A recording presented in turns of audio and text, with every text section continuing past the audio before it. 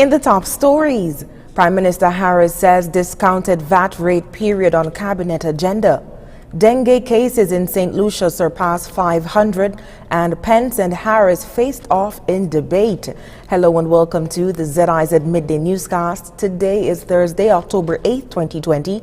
I'm your presenter, Shaira Flanders. Nationally, the Cabinet of St. Kitts and Nevis is expected to begin discussions on the discounted VAT or value-added tax rate period for 2020. A discounted VAT rate from 17% VAT is typically offered in December to boost consumer spending during the Christmas and Carnival season.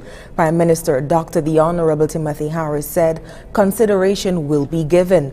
Policymakers have been focused on dealing with the ongoing economic and social fallout of the COVID-19 global pandemic. October is a key month for St. Kitts and Nevis as the borders are scheduled to reopen in a phased way to regional and international travelers since closing 7 months ago. However, the Prime Minister said that in fairness to the public who have become accustomed to the seasonal stimulus measure, he will allow formal discussions on a reduced VAT rate at the next cabinet meeting slated for Monday, October 12th. Dr. Harris stated, quote, "I want to advise that we are in a difficult time where cash flows are limited and therefore the kind of benefits that we would have offered in a season of high inflows would not normally and could not be prudently made available." End of quote. St. Kitts and Nevis enjoyed 2 discounted VAT rate days in 2019. The VAT rate offered on December 13th and 21st last year was 5%. In other news, Unicomer Court St. Kitts donated several pieces of personal protective equipment to the Ministry of Health in St. Kitts during a handing over at the Wednesday, October 7th NEOC briefing. The donation comprised 4 pieces of Midday aerosol boxes. The boxes are made of clear acrylic and aim to reduce the aerosolized particles escaping into the environment when intubating patients with COVID-19. Country Manager Trudy Lewis Allen made the presentation on behalf of courts. Unicomer is pleased to be able to donate personal protective equipment in the form of a Midday Aero box to the Ministry of Health in St. Kitts. We are trying to do our part in the fight against COVID-19. That said, we would like to donate 4 or 5 PPEs to the ministry. Chief of Staff Dr. Cameron Wilkinson thanked courts and accepted the donation on behalf of the Ministry of Health, frontline workers and doctors at the health institutions. He then explained how helpful the equipment would be, especially for anesthesiologists and those working closely with potentially infected patients. I want to say how grateful we are for these aero boxes. They might appear simple, but they are significant protective equipment that can protect the lives of the healthcare workers, in that when one is doing any intubation where you're putting a tube into the person's lungs and there's a risk of aerosols that are being generated that can be filled with COVID-19 particles, these boxes, if they're placed over the person's head while the anesthesiologist is working, it will tend to protect the persons who are in the close vicinity. So we thank you very much for these 5 pieces of equipment. Dr. Wilkinson assured that the equipment would be deployed in the emergency room on the private ward where the COVID-19 patients will be housed, as well as the intensive care unit or ICU and the operating room. We move on to news. The Simply Help Foundation has once again donated a number of items to those in need of assistance. And in this local news item, during a brief handing over ceremony on Tuesday, October 6th, the Minister of Education, the Honorable Jonell Powell, said that charitable work, especially the kind intended to alleviate poverty and empower marginalized citizens, is always important, but especially so in times of social and economic crisis. He said that the Simply Help Foundation's purpose is to empower people people living in poverty so that they can sustain themselves and their families in their own environment. The Education Minister said that citizens and residents of St. Kitts and Nevis have benefited from the bonds of cooperation among the government of St. Kitts and Nevis, the Embassy of the Republic of China, Taiwan, and the Simply Help Foundation. Taiwan's resident ambassador to St. Kitts and Nevis, His Excellency Tom Lee, handed over the items on behalf of Simply Help. Simply Help has been donating to those in need annually for 6 years.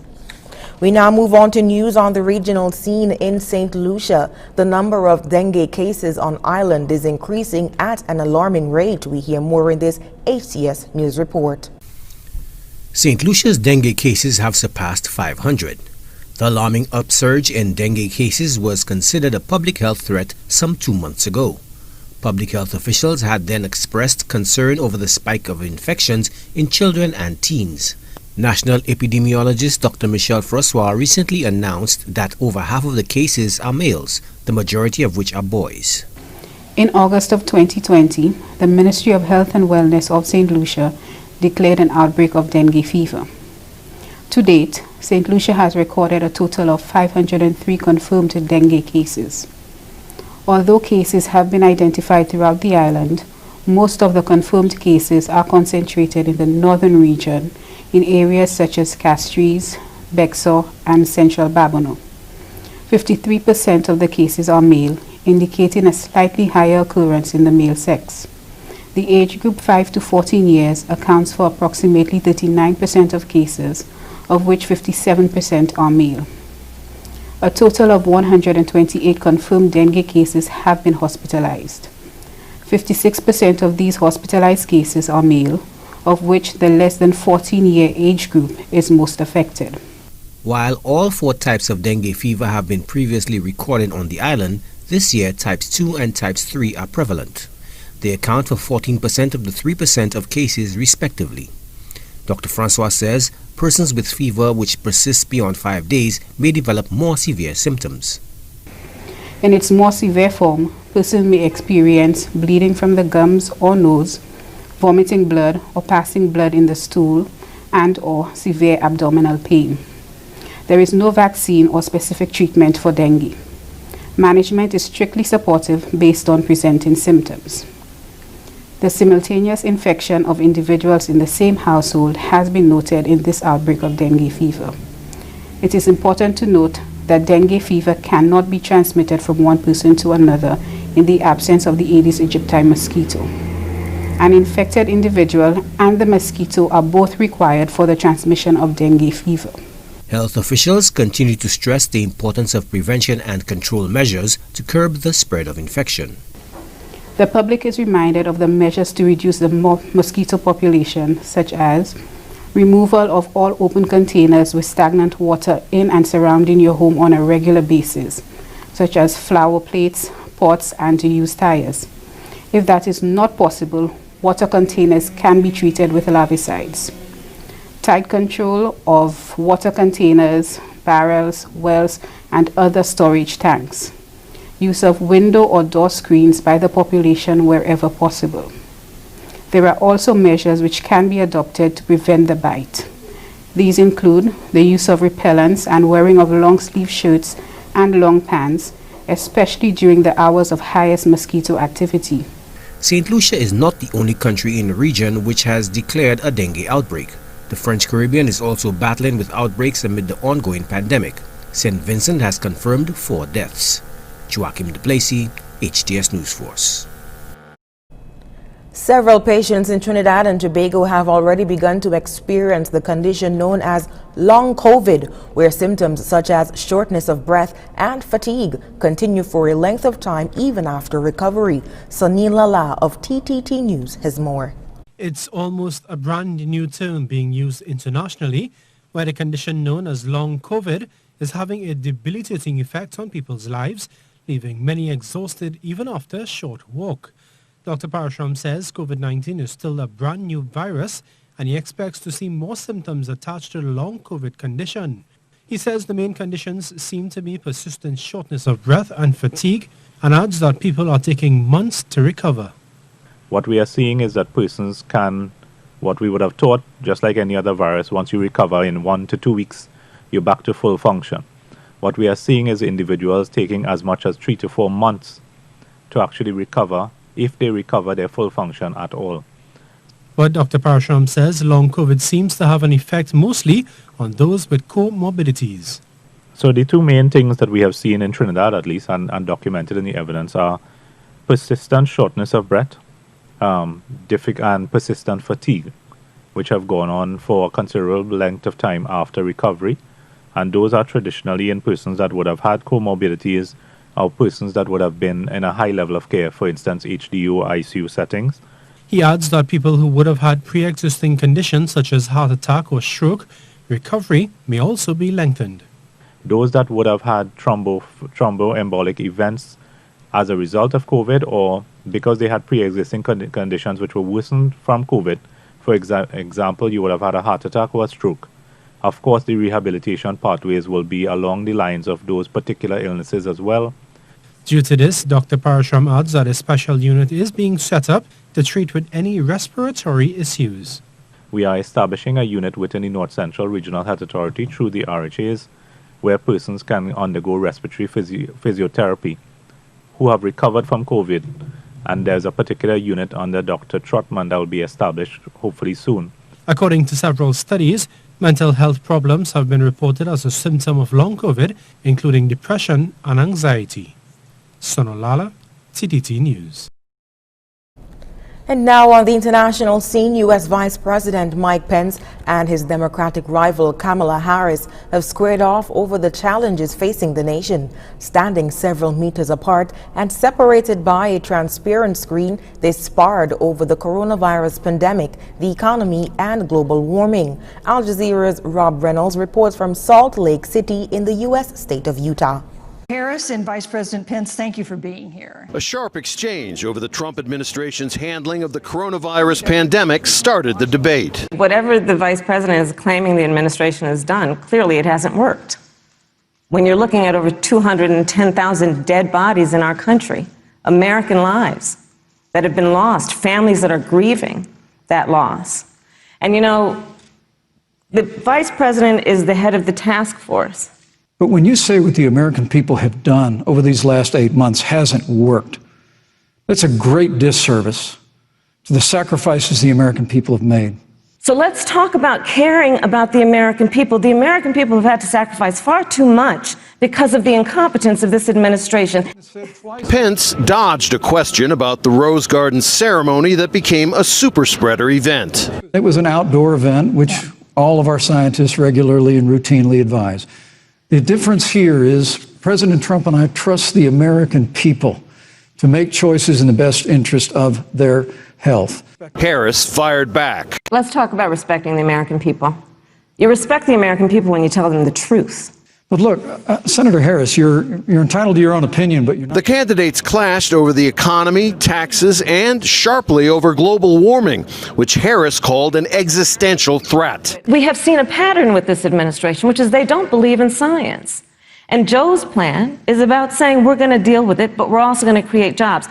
Donald Trump, when asked about the wildfires in California, and the question was, you know, the science is telling us this, you know what Donald Trump said? Science doesn't know. We don't need a massive $2 trillion Green New Deal that would impose all new mandates on American businesses and American families.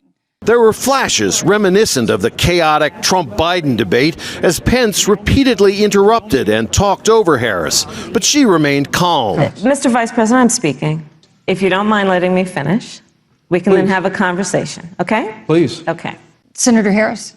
Other issues discussed included racial justice, policing reform, and the rise of white supremacists. I want everyone to know who puts on the uniform of law enforcement every day that President Trump and I stand with you. And the reality of this is that we are talking about an election in 27 days, where last week the President of the United States took a debate stage in front of 70 million Americans and refuse to condemn white supremacists. Whether any of the exchanges in this debate will change many voters' minds remains to be seen. Meanwhile, both Pence and Harris, as well as Biden, will be campaigning on Thursday in Arizona, a swing state where polls show Biden is leading. Rob Reynolds, Al Jazeera, Salt Lake City. European governments are facing anger, confusion and fatigue as they grapple with rising COVID-19 infections. Al Jazeera's Nadim Baba reports. Not so long ago, they were being applauded every evening for their life-saving efforts. Now frontline workers at the La Paz hospital, like others in Madrid, are staging lunchtime strikes. With COVID-19 cases and deaths on the rise again, they're exhausted. I'm here to represent my colleagues and our battle for better working conditions, for our rights, our salaries, our hours, to be able to have a work-life balance, to be able to spend time with our families. Since last Friday, almost 5 million people in and around Madrid have in theory been under new restrictions. But fines for travelling outside the area, other than for an essential reason such as work, study or visiting a doctor, are on hold until a legal challenge is heard. In Britain, the opposition Labour Party is questioning local restrictions in parts of northern England, pointing out that 19 out of 20 areas under restrictions for 2 months had reported rising infection rates. The Prime Minister really needs to understand that local communities are angry and frustrated. So will he level with the people of Bury, Burnley and Bolton and tell them what does he actually think the problem is here? From Friday, pubs and restaurants across central Scotland have to close for 16 days, with the new 6 p.m. curfew elsewhere. Together with the Scotland-wide ban on visiting other households, these add up to the toughest measures anywhere in the UK. The reason we are not closing indoor hospitality completely is that we know the benefits in terms of reducing loneliness and isolation, of giving people, particularly those who live alone, somewhere they can meet a friend for a coffee and a chat. But in Belgium, they are shutting down all bars and cafes in the capital Brussels from Thursday after a spike in infections. I understand why. But I think it's a bit long for a month to not have alcohol served. So it's a bit sad, yeah. For students at least. Meanwhile in Italy, wearing a mask outdoors is being made compulsory. The national infection rate's actually among Europe's lowest, but the country's recorded its highest daily increase in new cases since the peak in April.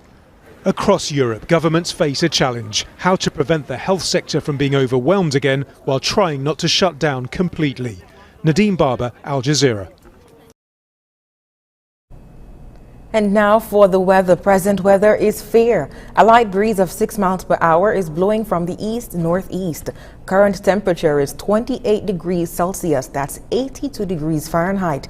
Expect mostly sunny conditions with a 10% or slight chance of showers and mostly fair conditions tonight. Sunset today will be at 5:54 p.m. and the sun is expected to rise tomorrow at 6:03 a.m. And that brings us to the end of the ZIZ Midday Newscast. Join us this evening for these stories and more in detail. Thank you so much for tuning in. I'm your presenter, Shaira Flanders. Have a good one.